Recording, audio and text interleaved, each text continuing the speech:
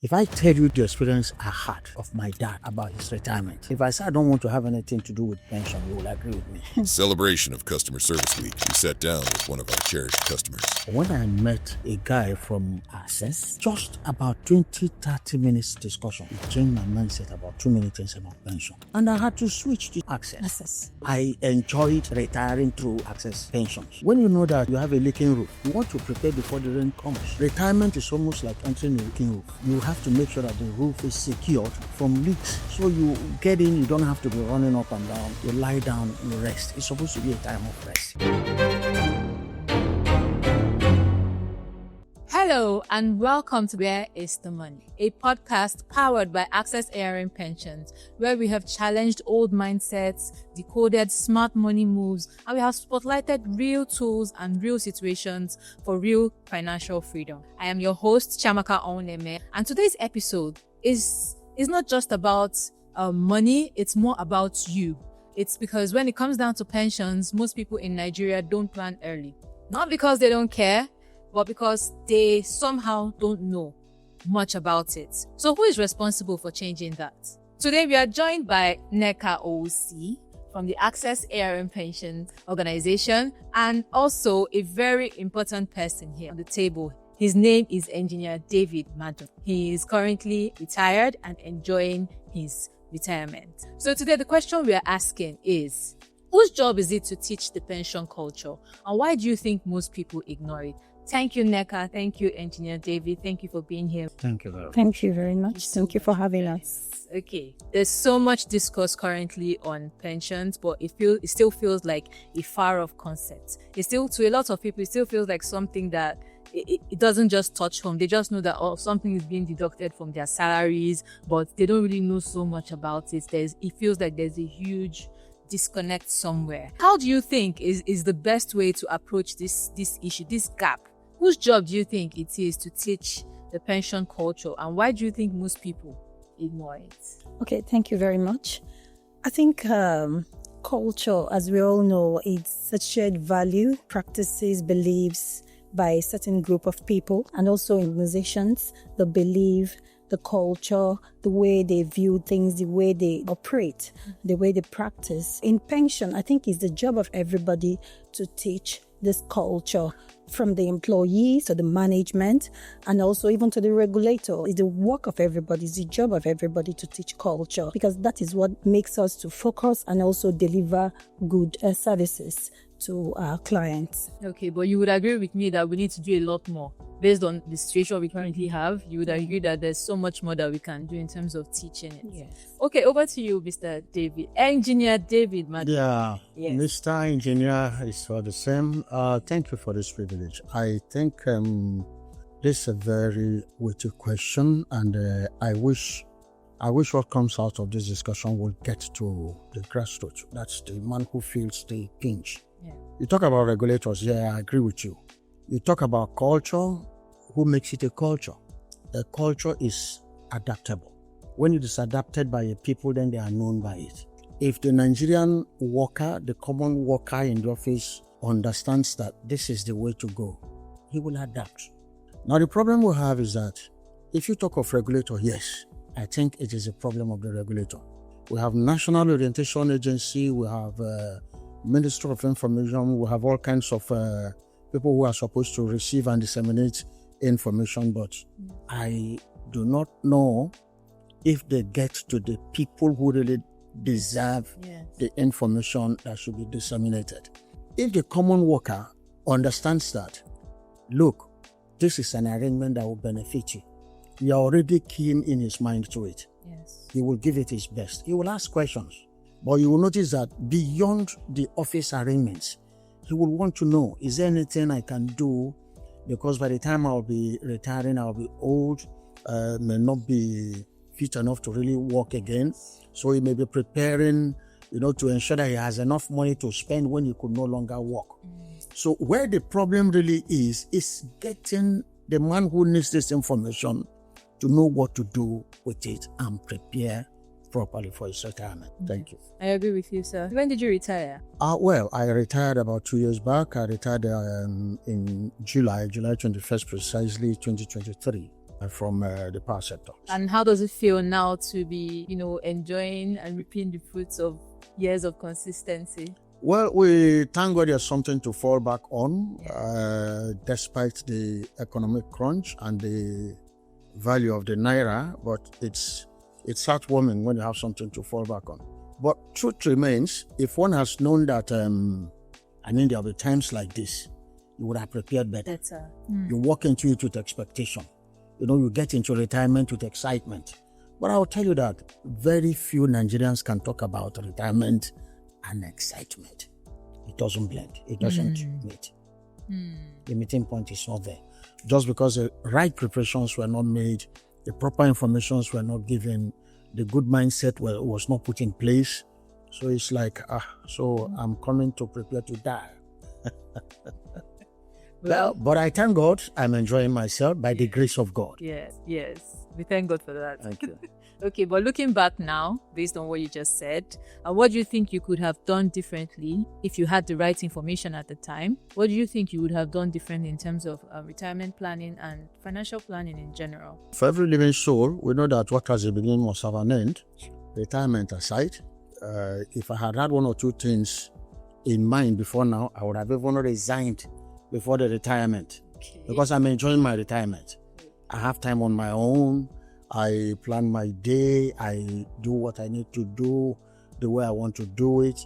If there had been a better privilege to prepare, I would have said that it would have been a sweeter moment than what it is now. So that's where preparation comes in. You need an understanding of an issue for you to prepare for it.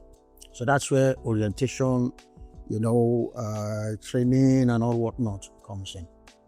I agree.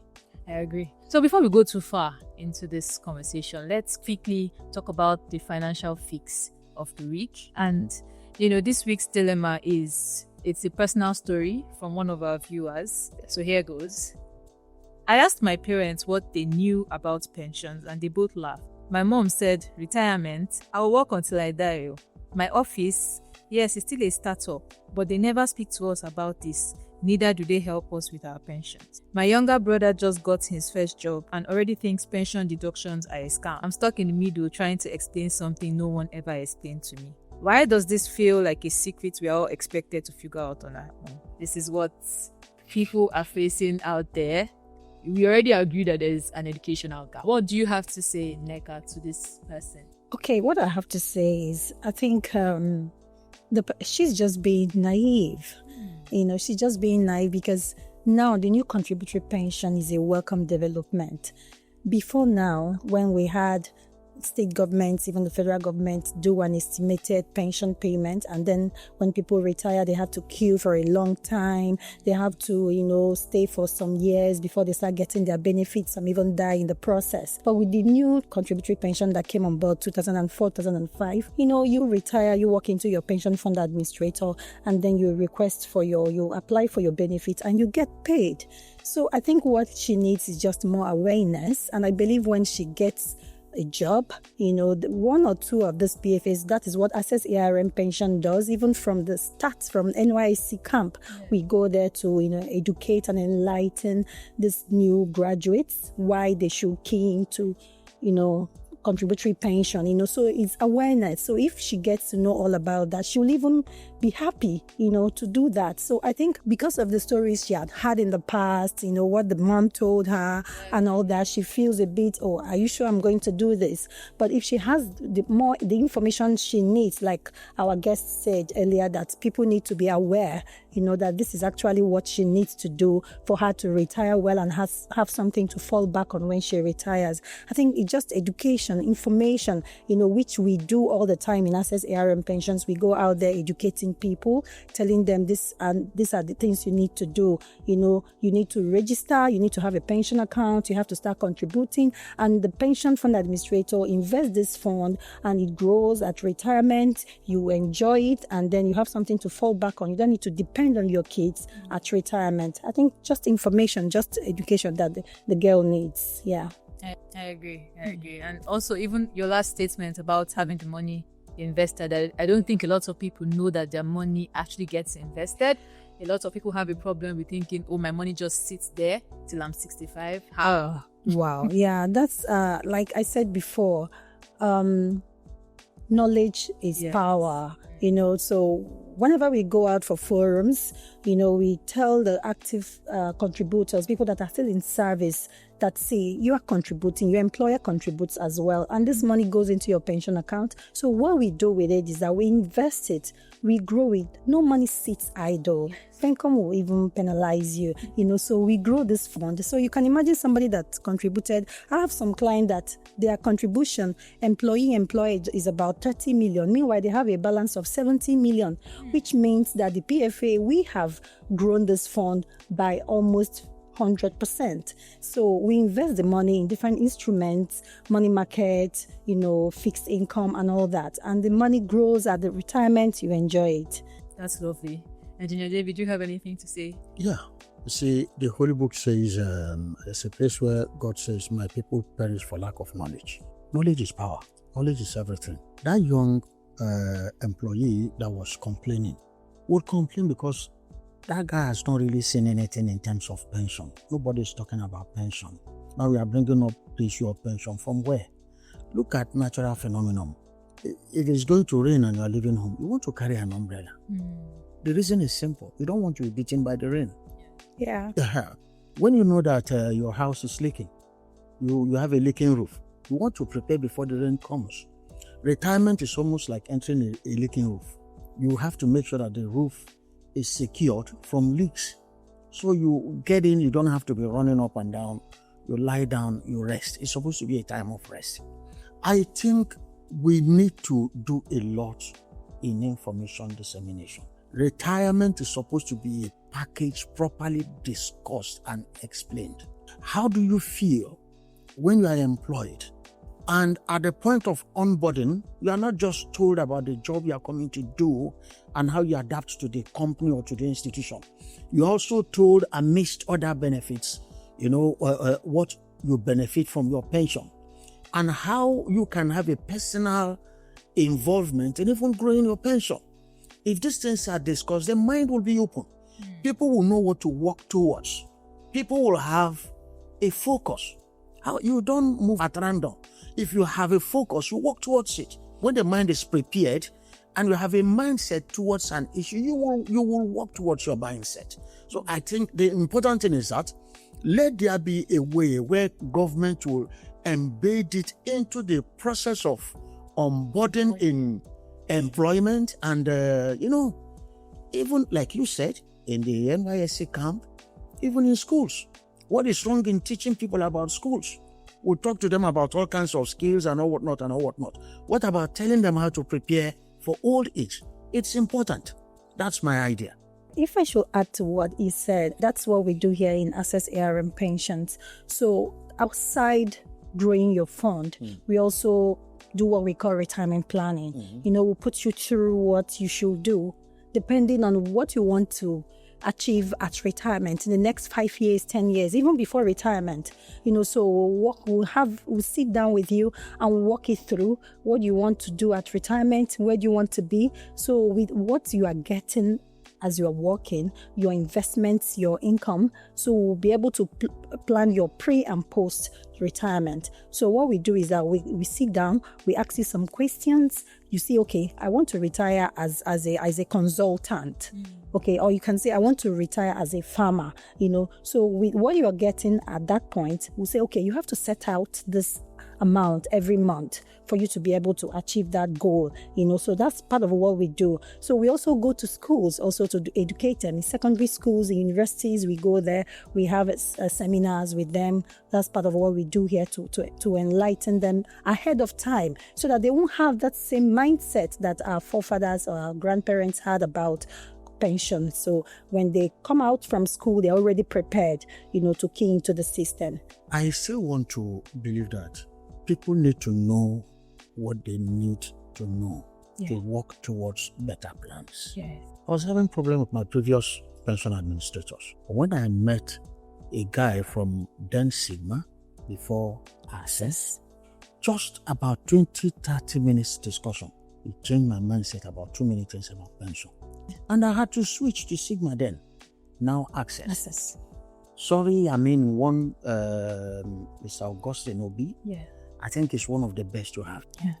Now, what stops Access ARM from moving into, you need to market yourself, not because of the market, but because of the end result of people's involvement in your organization. I enjoyed retiring through Access pensions. Yeah. And I have ended up pulling too many people from some troubled pension administrators into Access pension. Why? I had an understanding. Yeah. Somebody gave me some explanations. Yeah. Somebody made me feel good about what I heard. Yeah. And then I took a decision. And then I became like an advocate. Yeah. We tell people, look, the way things are, you may have to consider this and consider that, So knowledge is very important. It is. Go out there, get people to know about tomorrow, and give them the privilege of preparing themselves for tomorrow. If people know, I can tell you, very many people do not know that outside what they contribute from their salary and the employer, that there can be some discussions that can make their retirements better. They don't know. So that's why knowledge is important. So now we have agreed that there is a gap in awareness, there's a Definitely. gap in education when it comes to Definitely. pensions. But in addition to that, there's also a room for would I call it generational trauma? Okay. There's also room for fear. There's also room for, would I call it willful ignorance? Because like she said, this information is out there. Maybe we're not doing as much as we hope to do. We're making progress. But even on the level that we're operating now, there are people who have all of the information that they need, but still will not do the right thing. So do you think this is them operating from the angle of fear, or they don't want to, maybe they saw bad experiences that their parents had, having to queue at the office to receive stipends, or just general fear of what if at the end I'm 65 and these people don't have my money? So what do you think is the driving factor to this willful ignorance? I would not accept the idea of willful ignorance, looking at the percentage of people involved in this. Okay. Yeah. If I tell you the experience I had of my dad, he was a retired policeman, late. Now, if I tell you the experiences I had about his retirement, if I say I don't want to have anything to do with pension, you will agree with me. Now, I think the government should go a bit further into this. We can make policies that make some information readily available to people. We can teach in schools and get people to make their choices. Everybody is responsible for his choices and his decision. Yes. When we give people the knowledge they need, when they have the information they need, give them with their decisions. If you are talking about fear, of course, too many people will be afraid of retirement, because I had a very bad experience. If not for people like the guy I mentioned, I would have just left it to chance. Yes, I'll retire, but he gave me a good understanding of one or two things. So there is need to educate people. And it cannot be a bad idea to introduce some policies that will make this a teachable subject in schools, especially in the university, even in secondary schools. When people have a prepared mind to face their tomorrow, they take proper decisions. Nneka, do you have anything to add to that? Oh, yeah, he's correct. If that can be considered by government, to have curriculum around that, to have it as a subject in secondary schools, well, it will go a long way in education. Yeah, exactly. Yes, in informing people to know about this contributory pension even before they graduate from school. It will help them a lot. And then outside that, I think also National Pension Commission also does something to that regard. So I think they go to some organizations anyway, not schools, to lecture people on why they should key into the system. And also the PFAs, like the pension fund administrators, they also do it as well. But what he said, he's very, very correct. I think if we can do that, it will go a long way in changing the mindset of young people coming up. Yes. Nneka, can I tune your mind away from the issue of Bencom doing this? All right. I may not be correct. This is your subject matter. Yeah. But I think Bencom is supposed to be more engrossed in managing the PFAs, right? Basically, Yes. primarily. Yes. we have agencies that should do this. How does it feel for National Orientation Agency to walk into JAMB and discuss these issues? Walk into National Universities Commission and discuss this issue. Get into Ministry of Education and discuss these issues. There's a way these things can be embedded into subjects that will open the minds of the younger fellows to understand that this is real and this is necessary for you. If you are facing business, you face your business. If you are in a paid employment, you have an expectation and you can begin to plan. I think a policy framework will make the matter easier than pushing it to a body like PENCOM that is only, how do I put it now? I don't think that... More yes, PENCOM is a regulator. So I don't think it should come from the regulatory angle. They should regulate their PFAs and let government draft something that will be more like a policy, that will get into proper teaching and education. In schools. Yes, I agree. There are agencies for that. So I feel like they can look more into that. Okay, so Nneka, considering that you're still in active service, working in a PFA, would you say that the onus is heavy on the HR department of organizations? He mentioned something like that, to educate people, possibly make it part of the onboarding process. Like now we have the AVC, additional voluntary contributions. There are people, even those who they know about pensions, but they just don't know that they can contribute more than what is the statutory, amount. So would you say that the onus lies heavily on HR to do that? HR of organizations, you mean? Yeah, not 100%, but they can do like 70% while onboarding their staff. They let them know about the other options they have aside the mandatory contribution. There's AVC, they can also key into it. Even people that are not in organized sectors can also do that, from the HR side. But then, in organizations, there are trainings, workshops that also they can come up with to educate people on this scheme. Not just while doing onboarding, but then even as you've started working, there should be a series of workshops and also training forums where people are being educated on the importance and the why they should key into the scheme.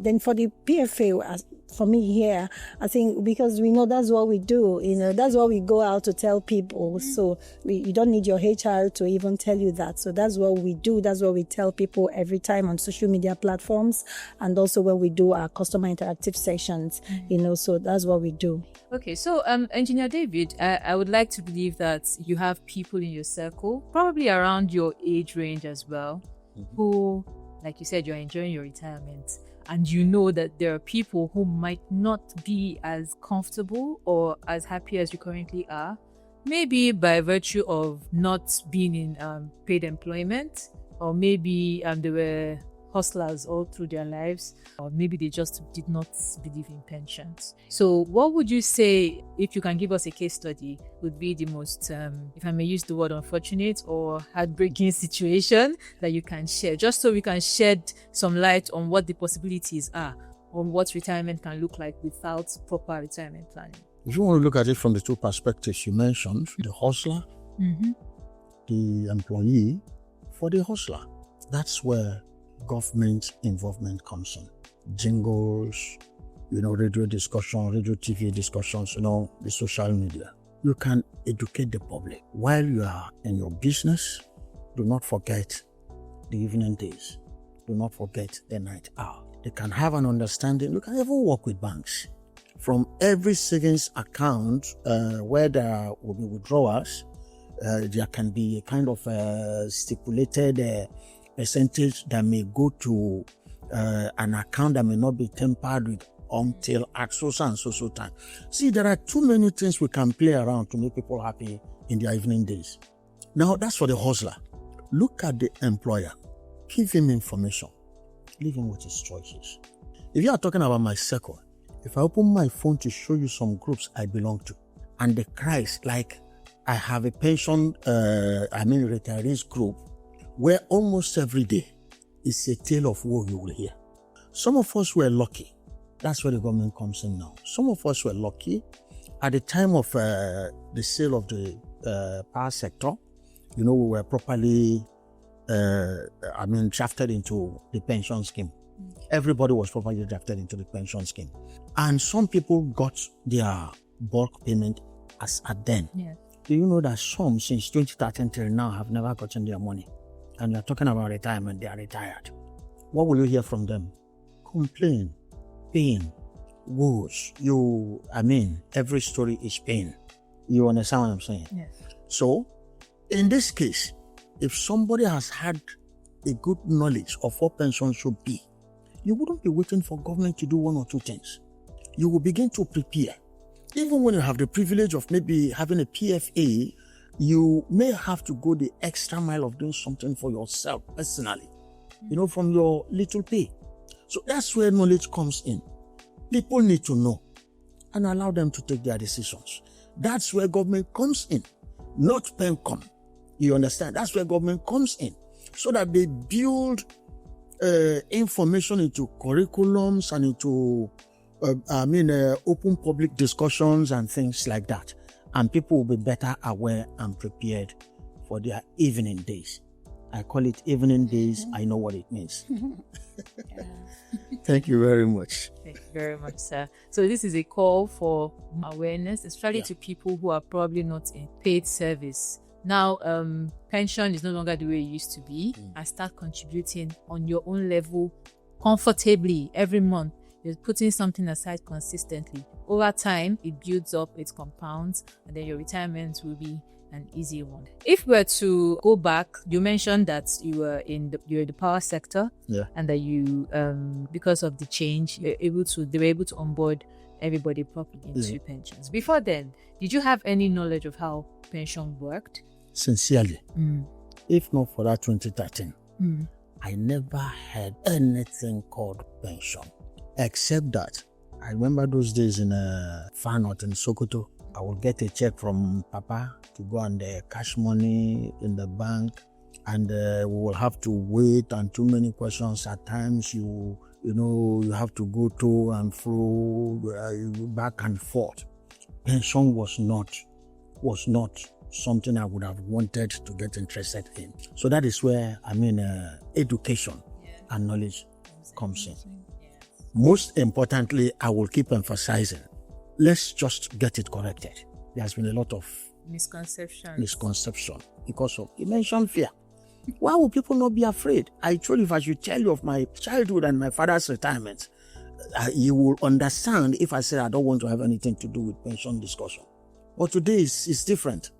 Like she said, I know it wasn't even up to 2 weeks from the time I wrote for my money that I got my money.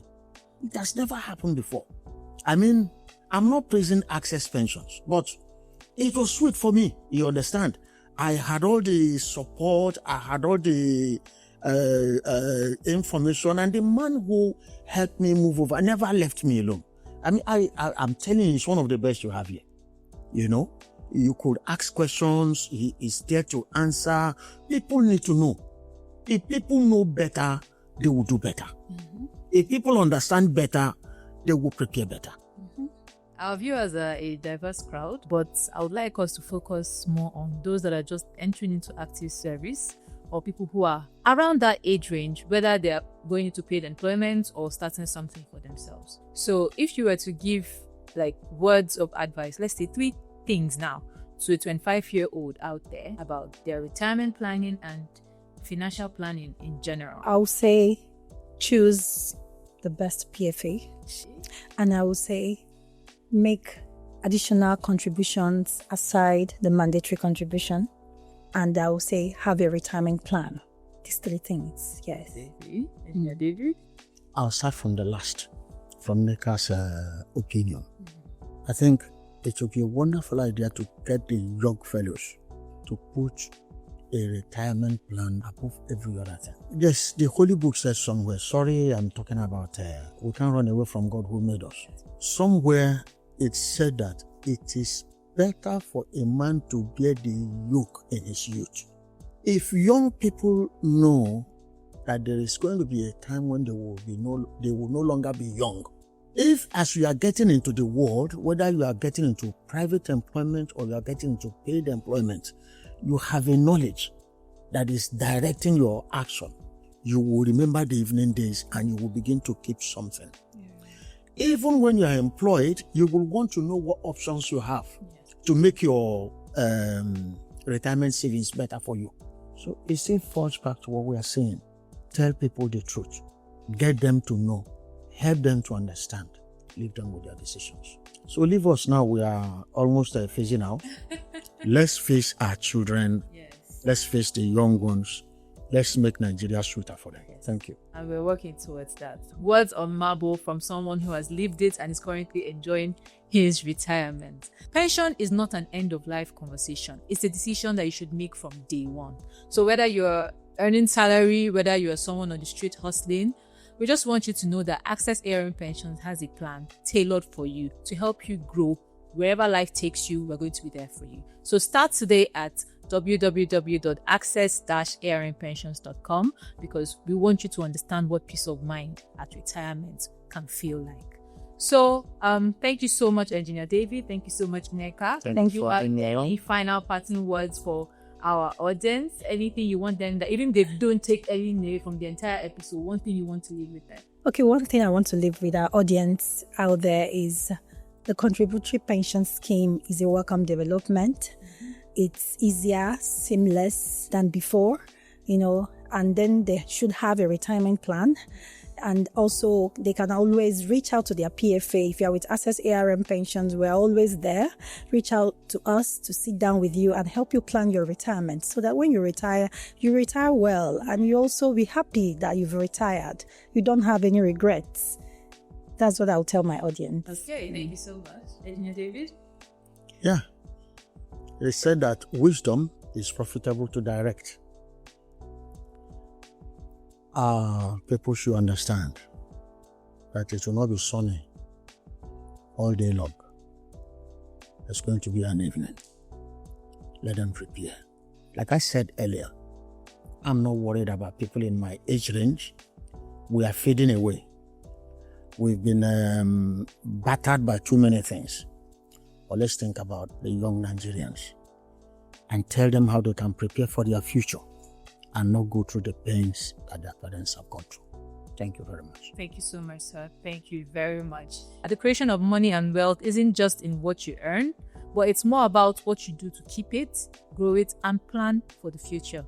And to top it all, pensions. That's something that we cannot overestimate how crucial it is to the value of your life. So, we would like to ask you, our viewers, this same very important question that we have been asking. Where is the money? Be the person who starts this conversation in your circle. Send this episode to your friend, your sibling, your HR, your boss, and then you can also visit the Access ARN website. Take a few minutes to make one of the smartest financial decisions you can make for your life. But until next time, stay ready and stay smart. See you.